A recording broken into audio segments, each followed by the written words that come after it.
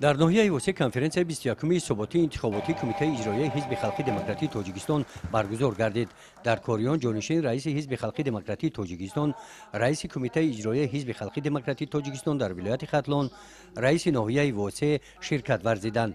Конференсия тибқи рӯзномаи тасдиқ гардида кори худро пеш бурд. дар маърузаи ҳисоботии раиси Кумитаи иҷроияи Ҳизби Халқи Демократии Тоҷикистон дар ноҳияи восеъ қайд гардид ки Ҳизби Халқи Демократии Тоҷикистон ҳамчун нерӯи пешбар дар баландбардоштани маърифати сиёсӣ, тарғиби дастовардҳои навини даврони соҳибистиқлолӣ, тақвими ваҳдат ва ягонагии Тоҷикистон, рушди ҷомеаи шаҳрвандӣ нақши бузург бозида миёни аҳолӣ маҳбубияти хосро соҳиб гардидааст. ҳамзамон гуфта шуд ки дар давоми ин солҳо сафи аъзоёни Ҳизби Халқи Демократии Тоҷикистон аз ҳисоби соҳибкорон, аъзоёни хуҷагиҳои деҳқонӣ, ҳунармандон дар ноҳия ба маротиб зиёд шуда, ин раванд босуръат идома дорад.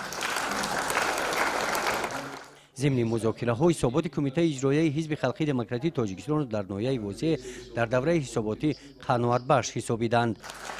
зимни баррасии масъалаҳои сеюм ва чорум низ бо иштироки фаъолонаи вакилон ҳайати нави Кумитаи иҷроияи Ҳизби Халқи Демократии Тоҷикистон дар ноҳияи восеъ иборат аз 41 нафар ва комиссияи тафтишотӣ иборат аз 7 нафар интихоб карда шуданд.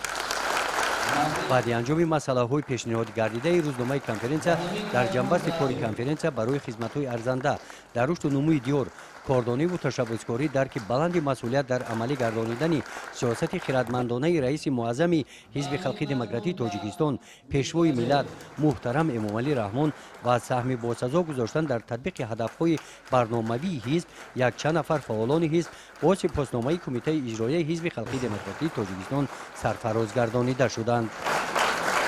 гузориши Хоҷа Назриф, Худойназар Зуҳуров аз ноҳияи восеъ барои барномаи иттилоотии Навид.